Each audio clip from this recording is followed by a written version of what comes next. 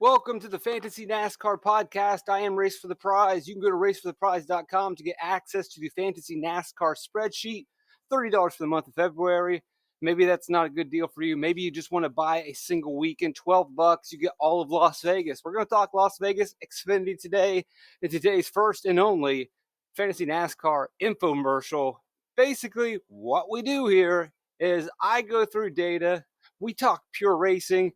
We talk data, the spreadsheet, analyze it, and break it down. And the point is not necessarily to give you the best picks, although I believe we're going to help you build better lineups at DraftKings. The point is to refer you to the daily Fantasy NASCAR spreadsheet that I create. I believe it's the best content around. It's worth the money. And even if it doesn't guarantee you a life of cash prizes, it makes the process easier. It makes the process of making picks much more enjoyable. If you really want to dig in and build some fantasy NASCAR lineups, then this is the thing for you. If you just want to follow picks, if you just want to follow touts, then this show and the spreadsheet's probably not for you. But again, when you do that, when you follow the touts and the picks, then you just play the same picks that they're playing. You don't take down GPPs. You got to be able to differentiate. And one of the ways to build your own different lineups is to follow the data. The data is at racefortheprize.com. We're looking at Las Vegas. We'll look at the last Las Vegas race. And what I want to do is maybe try to find a correlation between fast cars in practice and fast cars during the race. Try to provide the best context that we can. This was a very green race in stage 3. There was a big pileup at one point, but for the most part, a big green flag race. And typically when we get green flag runs, the cream rises to the top, especially in the Xfinity series. May not always be the case in the truck series, but it's close when you get long green flag runs. And in the Cup series, for the most part, you get that. But absolutely, green flags mean the best cars get upward to the front and seal the deal. So let's see if we can find that correlation at Las Vegas. We also want to look at and see, well, who ran well last year at Las Vegas? Maybe also cross-reference the fall race with the spring race. And though they are separated by almost a year, but we could see, what teams drove well, what drivers drove well in both races, and that data could be very beneficial to us when we build our spring 2024 Las Vegas lineups. If you don't remember, this race was won by Riley Herbst. First career his first career win, and just as it happens to be the home of terrible Herbst gas station supply chain regional powerhouse. I don't know. I'm not from the Vegas area or the West Coast. I'm not familiar with terrible Herbst gas stations. I hate saying the word Herbst. Maybe if I was to start any kind of franchise, I might go the McDonald's route and change the freaking name so that people can say it. But hey, I guess in Las Vegas, nobody has a problem with, hey, I got to go get gas. I'm going to go down to Herbst and fill up a tank. I don't like it. Just Herbie's. Herbie's would be better. Hey, I'm going to Herbie's. Fill up a tank. Maybe grab a Zagnut, a Charleston Chew, big old Slurpee, 20-ounce soda. Maybe I'll just play it safe, get a Reese's cup. I don't say Reese's cup. I know it's Reese's, but you're with me. It's Reese's. I was a kid when that stuff became popular, and we said Reese's. We said Reese's Pieces, even though that doesn't make any sense whatsoever. Get out of here. I'm going down to Herbie's. Imagine saying Herbst to get a Reese's. Well, anyway, Riley wins the race. Pretty solid in practice, not great. This might confuse some people, but he was only 11th on the 10-lap average. Yeah, you're going to have to deal with that. That is one of the things that will be a concern. He did go out there and run 15 laps. Now, this could be skewed by one bad lap, but we always have to remember you're going to want to look at the lap-by-lap data. I don't have the lap-by-lap data for that specific slate. I didn't play this slate, but sometimes you might notice that because his 15-lap average is really not that terrible. So maybe like on lap 7 or 8, he just ran into traffic or something happened. This is encouraging here. It's not definitive. It doesn't say, oh, you got to play Riley Herbst to win his first race ever. You can't completely bury him. You're going to, obviously, as I do this, I'm going to make a bunch of notes. I don't think there was anyone that was going to be able to predict how fast this car was. Everyone was surprised by this race. There wasn't necessarily a moment where the light bulb went off. And if you've been listening to the podcast, we have gone over several times. They had the crew chief change. He closed the season out incredibly strong. And what was it? And what his team says, spotter Tim Fedewa says that when he competed in the Talladega season fall race in the Cup Series late in the year, he ran pretty well and had a chance to win it. And Fedewa says that Herbst came out of that race a different guy with much more confidence. And maybe that's what it was. That all of a sudden it just clicked. He had the confidence and he had the car all along. He just didn't trust himself and didn't believe in himself. And then all of a sudden you see very strong results and just this absolute butt whooping at Las Vegas. Race goes green and he wins by like 15 laps to go. He has a 15-second lead on second place, John Hunter Nemechek. I think 20 seconds is what the lead extends to. It actually dials it back a little bit. Just absolutely obliterates the field. And if you look, we can look and see that he probably did have the car. You know, who was the second best out there? Oh, it was his teammate, Cole Custer. And then you go back into the spring race and you look and, hey, who also had a really good car in the spring race? Well, it was no one other than Cole Custer had actually, he didn't have the greatest car. But he still finished the race actually, he didn't have the greatest car in the spring race. It's a little disappointing. So maybe it didn't work out. I have to look at the notes and see what happened with Custer. I thought he had a better race than he did. Well, either way, they both had very strong races in the fall. They had the car. Herbst all of a sudden had the confidence. And you look at Herbst in the spring race, he wasn't very far off in terms of how he ran. He started the race in 10th, and I believe he ran inside the top 10 for most of the race. 10th, finishes 8th, average running position 7th, not too far away for early in the season. Hard, though, to say, practice absolutely said he was going to run well. One thing that you could have taken away, and obviously just the way John Hunter Nemechek was running last year, he was great in practice, and it wasn't a surprise that he was able to drive it from dead last up into second. You really didn't need these lap times to make you want to play John Hunter Nemechek, although they were encouraging. But at the very least, it does identify that this car was very fast last season. Cole Custer had a very fast car in practice, and he goes on to run 13 fast lap points, score 16 lap sled points. Definitely a strong correlation there. You've got track position at the beginning of the race. You've got a fast car in practice, and that all works out to be a very fast day for him. The track position absolutely helped. If Riley Herbst would have had a better track position, gosh, he might have absolutely just destroyed the scoreboard. Chandler Smith, not the best practice times, but still pretty feisty for Colleague. And if you recall, in the spring race, he nearly won, just had his classic fade there at the end, and it really cost him. Not so much that he wasn't able to execute. And sure, that there was a little bit of that. And we've seen AJ let him kind of slide away at the intermediate tracks for Colleague in the past, and we did see that happen with Chandler Smith last year in the spring race. He led the most laps, scored the most fast laps, but also just a little bit of maybe didn't quite have the car.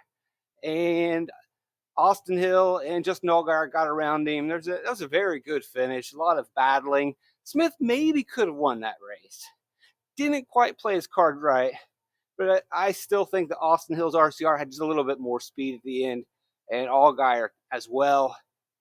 I think Smith just needed a little bit more car. By the way, Colleague was fast there. Colleague again, fast in this race. Smith starts 4th, and he finishes 4th. Fast in practice, Sam Mayer, Brandon Jones. Top 10 cars in practice. Qualify a little worse than they should. Just put together decent races. Don't make mistakes. Green flag in stage 3. I mean, theoretically, if we go all green in stage 3 and you had a top 10 car in practice and you start around 10th, to start stage 3, this is about where you'll be. Allgaier, a slightly disappointing day, but you can see maybe there was something here. His car did not appear to have long run speed, and for him to survive that green flag run at the end of the race was something that may not have been there in terms of long run speed. That's actually kind of positive. I'm not going to completely bury him. He had a fast enough car, maybe not the best in the long run, but clearly no one had what SHR had on this day. Maybe it could have been a different story had John Hunter Nemechek not started dead last, but we can pull up the lap by lap data and just look at the last restart and see how far in the pack was Nemechek. I don't believe he was very far at all. So him starting 38th really wasn't a factor in this race. It was an SHR race, pure and simple. And I don't want to necessarily bury Allgaier for not quite getting a better finish or Nemechek not for winning. Cole Custer and Riley Herbst had rocket ships. They were on another planet. And so then you adjust and say, all right, well, Allgaier almost as good as these guys. And if you want to give Allgaier a hard time, but again, I don't really want to give Allgaier a hard time because you see, we've got the colored car. We've got 3 junior motorsports cars right here. And Allgaier not being as good as Mayer or Jones, well, I mean, I guess that could have been inferred in practice. You look at this long run speed that Allgaier just didn't quite have the right setup on that given day for Las Vegas. You'd have to look into the more details. And in the end, we're still just talking about one position, folks. He finished one position worse than Brandon Jones. Fast enough of a car on the 5-lap run. I mean, it's pretty close. You look at their 5-lap run. Sam Mayer finishes 5th. He had the 4th fastest car. Brandon Jones finishes the race in 6th on the 5-lap run, 8th. Justin Allgaier finishes the race in 7th. He was 6th fastest on the 5th 5-lap run. And all of these numbers are pretty solid. Nemechek doesn't line up, but you could put an asterisk and say that maybe just one of those 4 laps he messed up, because then when he ran 9, I could easily see Nemechek having 4 really good laps and then 1 bad lap, and that's suppressing his 5-lap average. And then the next 5 laps are really good, so that his top 10 average is the fastest. End of the day, we still are talking about tenths of a second, right? Look, Cole Custer was the fastest on the 5-lap run at 30.7. Nemechek was a 30.9. 1 to 9 makes it look like they are much more spread apart. But they're not. It's just 0.2. Could be traffic, could be a slight air adjustment. So then you expand to all right, let's add in some more data to see. And so you would be a little more concerned about Herbst. I'm not terribly concerned. Not terrible Herbst. I'm not a Wawa. I've never been to Wawa. I've never been to Buc-ee's, although people will tell me, or Bucci's, or whatever it is. I think it's Buc-ee's, and apparently it'll change your life if you go to Buc-ee's. And I know people out there, it's true. It's true. Don't hate on Buc-ee's. I've never heard anyone say anything negative about Buc-ee's. Never has happened. It's quite amazing. I don't know really where to place that in my life. I don't know how to really put my thumb on that one. That there's a gas station on this earth that is almost like a cathedral, or at least it holds the sentiment of being a cathedral, a coliseum, if you will. This gas station is kind of the center of the universe. It is somewhat amazing in that, that people are praising this gas station, although I am a Sheetz guy and I like Sheetz, but hey, whatever. Where I live, we don't have any Sheetz anymore, so I kind of had to just let that go. But Buc-ee's is this life-changing experience, this culturally significant point. There once was a time where the tallest buildings in a town was always the church to represent community. Now they are giant skyscrapers, which then reflects the idea of our shift away from family and community to commerciality and production and free markets, which nothing wrong with free markets. But now the Mecca of America appears to be Buc-ee's.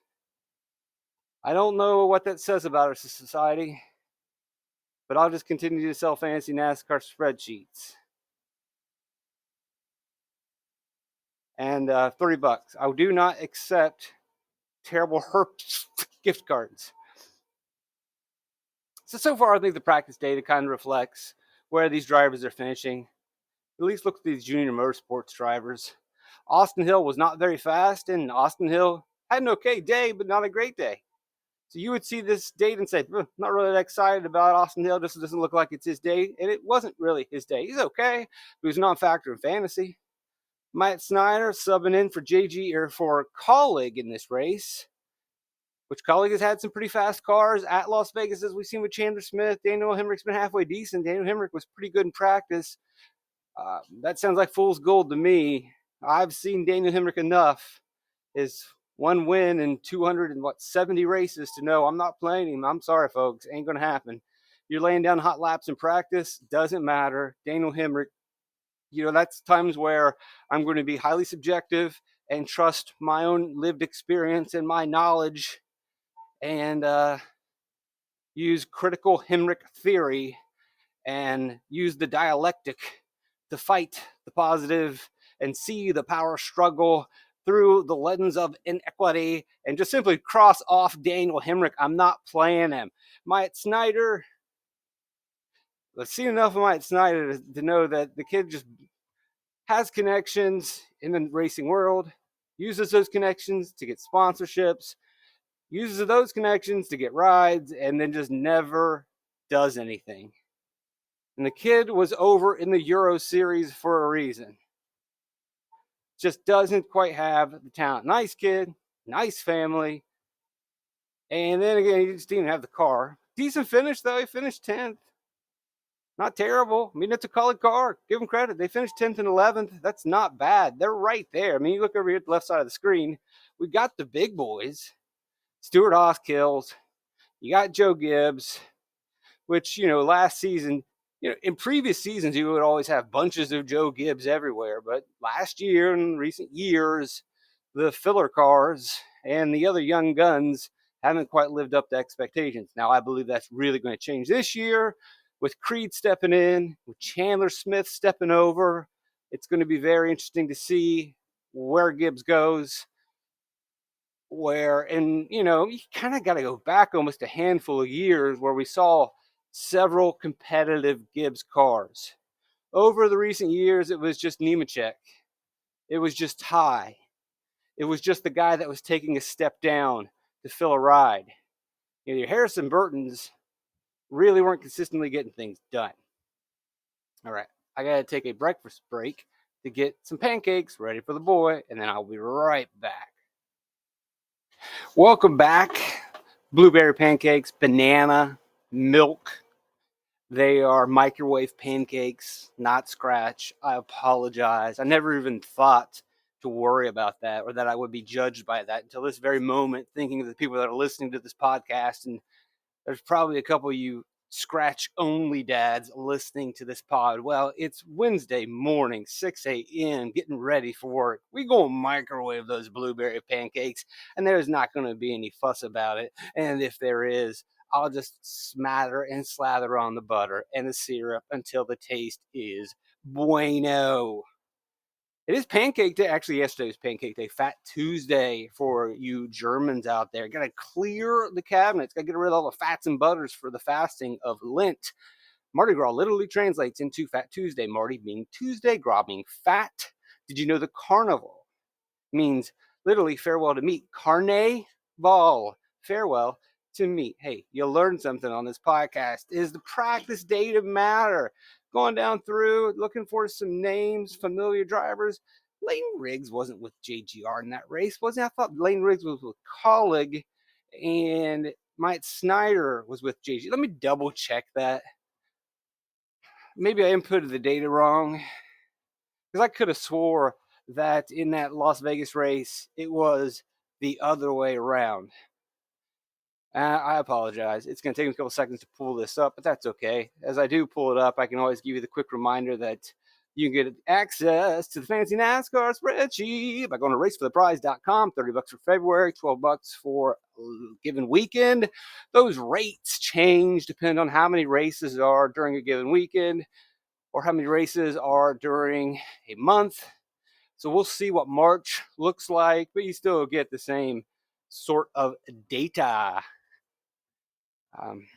Yeah, I got those backwards. No, I didn't.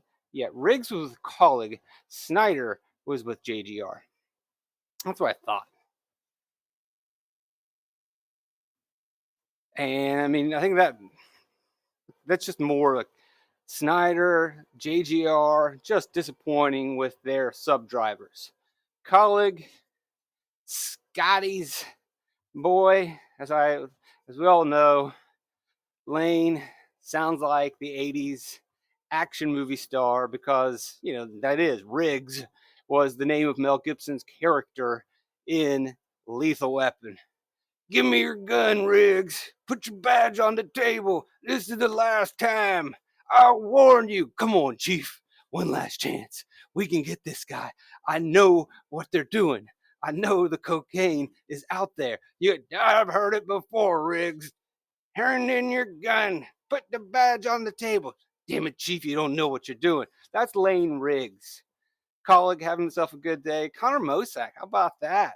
The young kid coming forward, a little bit IndyCar experience, gets into a Sam Hunt Toyota, which occasionally has some quasi TRD JGR development. Pretty solid in practice. Would have liked to seen a better 5-lapper, but with the laps that he did run, actually this data needs to be ignored right here. Let's hide this. Don't trust this data. I didn't project for this late specifically. But, short run speed, how about it? Kyle Sieg, solid day, comes through. We've seen him have decent finishes here and there. 14th in practice, finishes 13th in the race. Look, Connor Mosack, 13th, finishes 12th. Rajah Caruth, 15th in practice, finishes 14th. Pretty strong correlation. Parker Kligerman, halfway decent day. Would like to have seen more, but the speed in practice seems to reflect what they did in the race.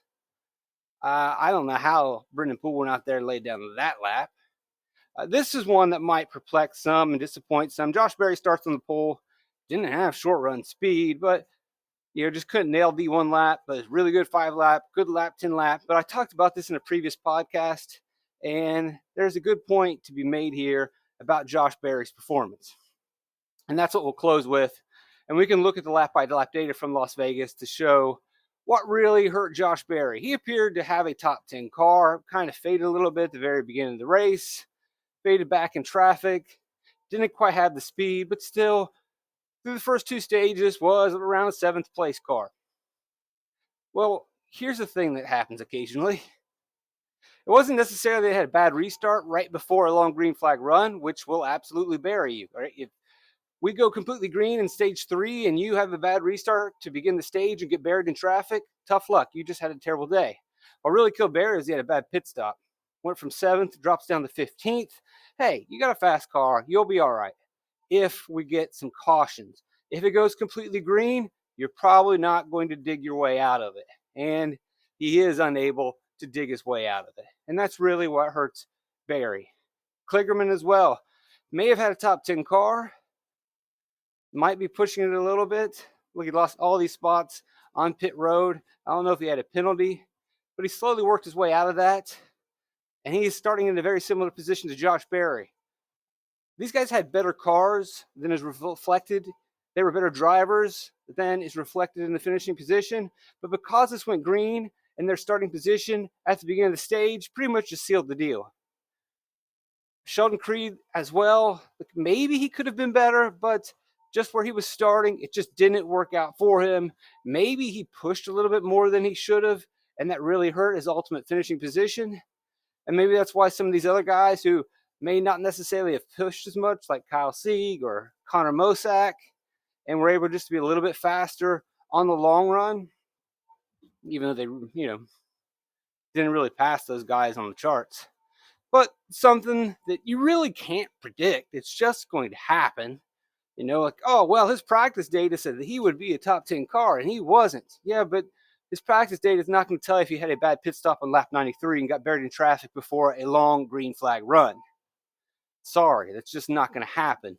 It's not that definitive. And we'll go back to the main point that I've made before, that you really don't want the green flag data to be that confident or secure. Otherwise, the algorithms will take over the universe and, fire up Skynet.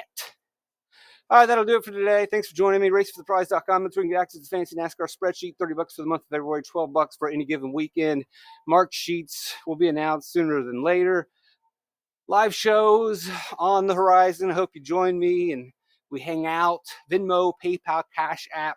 You can always directly send me money for tips and not have to worry about YouTube scraping money off or Rumble scraping a little bit off. My YouTube information, right, my PayPal information, Venmo information, all that is on there. Always appreciate the thank yous. Got to buy some more blueberry pancakes and butter. Natural butter. We don't do margarine in this house. No seed oils for me. But didn't you put just pure sugar syrup? Yeah, it's always correct. No seed oils. But let's lather on the maple syrup. Well, but it's organic maple syrup. Doesn't have corn syrup in it. Oh, good for you. Great. You're passing on the corn syrup for the syrup.